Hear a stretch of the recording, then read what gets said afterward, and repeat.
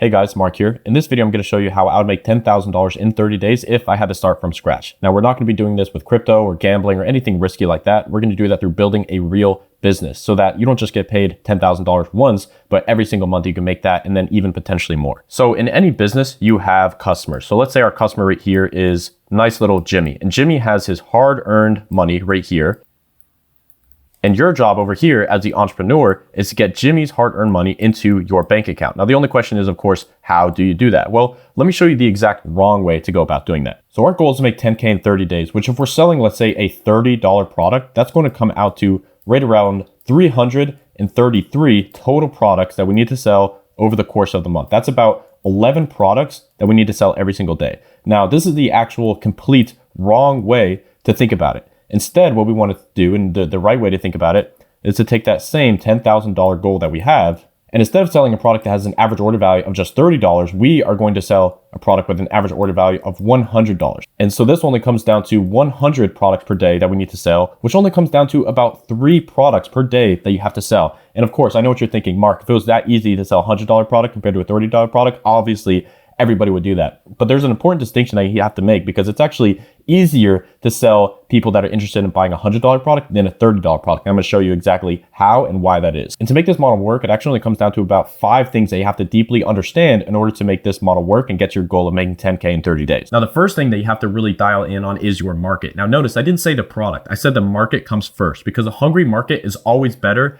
than the perfect product. And when I say market, by the way, all I mean is that what is the group of people that you're going after in terms of targeting for your product? Because a winning market is always better than a winning product. And I'm actually going to prove that to you. So to prove this to you, let me give you an example. So let's say that there are 2 separate hot dog stands that are running in New York City. The first hot dog stand has the best hot dogs as humanly possible, and it's in the most crowded area of New York City. There's people coming around, passing by the stand left and right. It's just in the hustling area of New York City. Now in the second hot dog stand, the hot dogs are okay. They don't really taste amazing, and it's not in the most excitable part of town. The only difference is in hot dog stand 2 is that everybody that passes by is starving. So with that said, which of these 2 hot dog stands do you think is going to be collecting more money? Well, it's absolutely going to be the second hot dog stand. The reason why is because simply of the market. If people are really, really hungry for the product that you're selling, it doesn't have to be a perfect product. It doesn't have to be placed in the perfect position. Everybody is going to buy just because of the market. And so the best way for you to actually find like what this market would be for you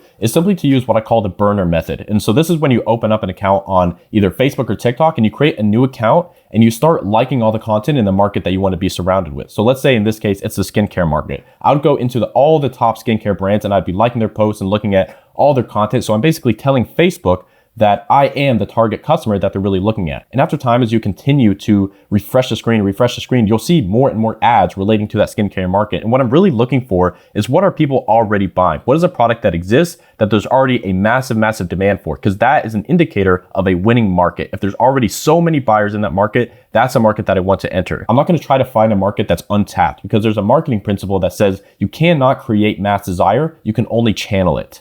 And so that's what we're doing here. And so in that example, let's say that we kind of find the skincare market. Well, what you want to identify is what is the real problem that you want to go after within this market? Because we identify the market, but what you want to do is not search for winning products, but search for winning problems. For example, is the market that you want to go after going to be related to anti-aging within skincare? I can tell you from experience that this is a very hot and winning market. Another example would be acne. So these are 2, notice how these are 2 entirely separate markets, but of the same kind of general market of skincare, but these are the problems associated with this market. So don't do product research, do problem research instead. So in this case, let's say the root cause of the problem that we're going after is going to be anti-aging. Notice this is a huge multi-billion-dollar industry every single year. So you need a tiny, tiny fraction of that pie that you already know the demand is there in order to make your $10,000 in 30 days. Now, the second thing out of those 5 things that you need to understand is going to be picking the product. So now that we have that market identified of anti-aging, we are now going to hop back into the burner accounts that we created in order to find a product. And so after you've refreshed your feed a few times, what you're looking for now is ads relating to anti-aging, for example,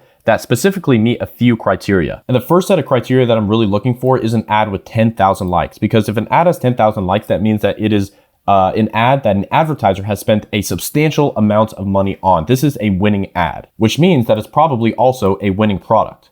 And the second thing that you want to look for, it's not just the likes, but it's also the shares. So what I'm looking for in this case is a minimum of 5,000 shares. And so what I'm really looking for is a 50% what I call likes to share ratio, right? So if we have 10,000 likes on a particular ad, I want to see an ad that has at least 5,000 shares. And the reason why is because a lot of advertisers, they can just buy engagement, right? You can run an engagement campaign on Facebook, and for less than like 1 cent per engagement, you can spend $500 and have an ad that has 10,000 likes in some examples. But we don't want that. We want ads that are both very, very engaging, but also very willing to be shared. And these are the products that I find go viral on social media most frequently, which typically means that there's some component of that ad, some USP that makes it very, very shareable and therefore a lot more easy for me to sell. And so notice how we started with the market and we found a main problem inside of that market and then found the product. You don't want to go and search and find the product first, because then you may not be finding a product within a winning market. We find the winning market first, and then we find a product that fits well within that market. Now, the third out of the 5 things that I want to talk about is going to be the messaging. Now, this is a key because this could be the sole thing that determines whether you get $30 buyers or $100 buyers in that example that I gave at the very beginning. This could be the single difference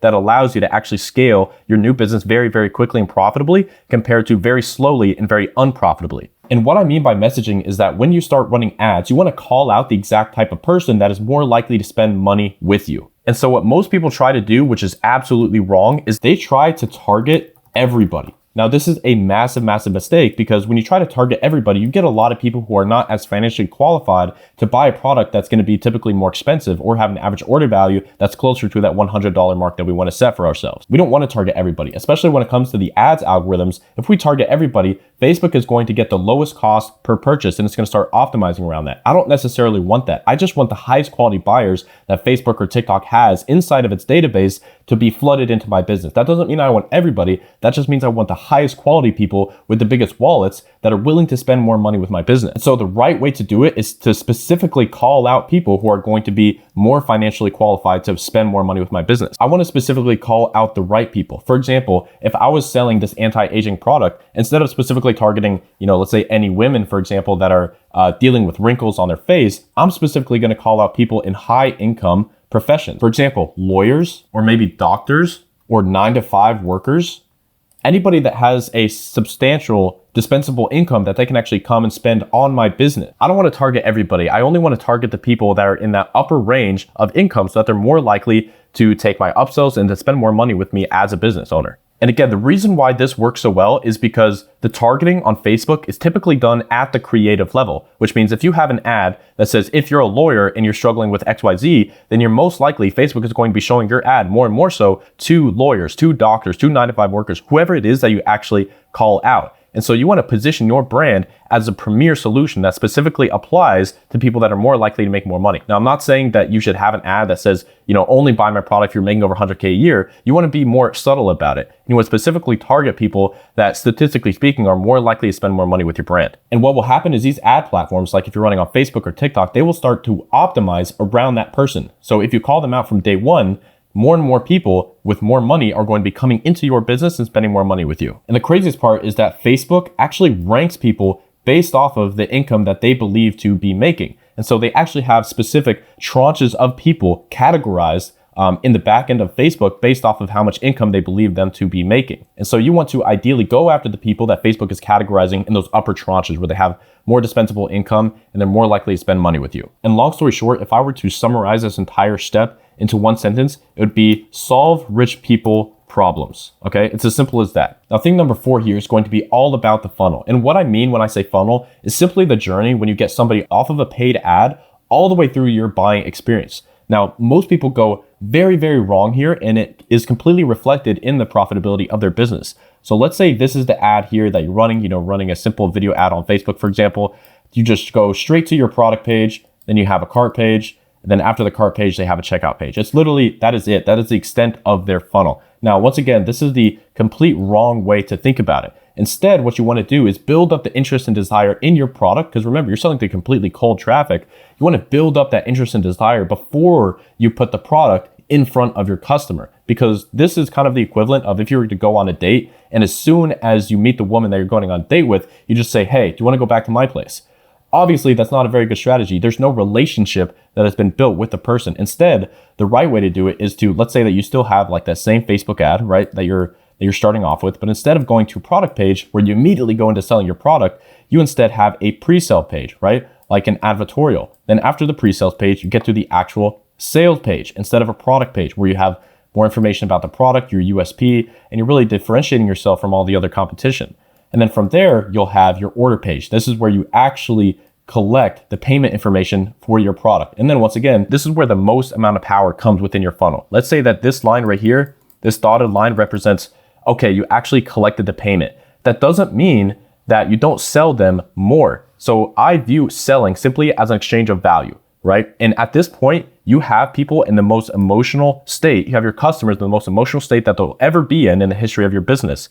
Why would you not use that to your advantage and get another offer in the form of an upsell in front of your customer to maximize your order value? So in this second example, you could even be selling the same price product as you were in this first example. So let's say it's like $30, but because you have more offers such as order bumps and quantity discounts here on the order page, and then even after that, you have a really, really well-placed upsell, you could get your average order value from $30 all the way up to $100. I know that seems like a very big difference. That's $60 in value there just created. But I promise you, if you set this funnel up the right way, it really is amazing what you can do in terms of your average order value. Simply having this one upsell here can be the difference between having a profitable business that scales and then having one that doesn't even ever get off the ground. So this entire process here, just of pre-selling them and having the sales page and then having these order bumps and these upsells post-purchase, this is going to max out your AOV so that even if you have expensive ad costs and your cost per acquisition is rising, it doesn't matter because you have such a high average order value. You still have all this margin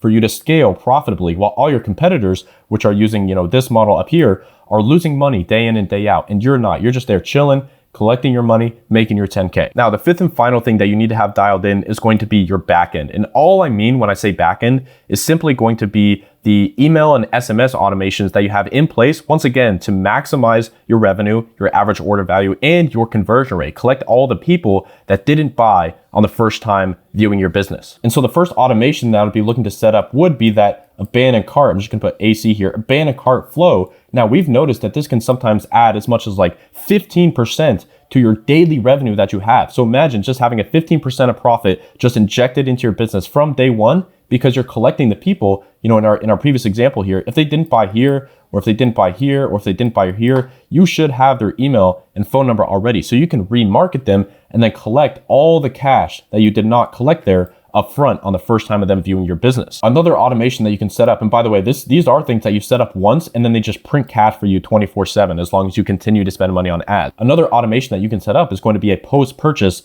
upsell. So remember in our example here where we upsell people after they already bought, if they happen to say no to this upsell, which they obviously can, you can still upsell them via email and SMS. And you can have automation specifically for this so that, maybe they didn't buy that upsell on the first take, but after they get their confirmation email and you resell them, you'll have another portion of customers that are coming in and buying from you post-purchase, specifically via the email and SMS automation that you have set up. And by the way, if you're wondering like what technology to use for all of this, for email, I would recommend using Klaviyo, and for SMS, you can use SMS Bump. It's a free app on the Shopify store. Now, the cool part about the backend is that it's not just automations. I know these are kind of the set and forget, but you can also set up what is called broadcast. Now, broadcasts are those one-time emails that are sent either like around holidays or just normally throughout the week. It doesn't have to be around a specific occasion or time of year, where you are building that relationship with your customers once again. Because remember, the relationship building doesn't stop after you have collected their credit card information.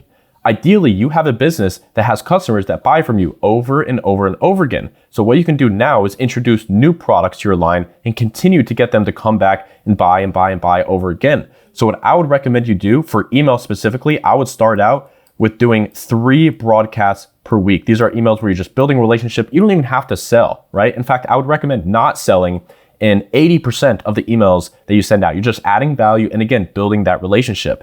But every once in a while, when you do have that 20% and you're gonna throw your right hook and put an offer in front of their face, the take rate of that offer is gonna be so high. Again, because you built the relationship, you've done all the hard work already. And then for SMS, I would do it significantly less frequent. I'd probably do one time every 2 weeks, right? Because SMS, there's a little bit more strict laws, especially in Europe, when it comes to the frequency of your messaging. So number one, make sure that you collect the email and SMS within GDPR guidelines and compliance guidelines.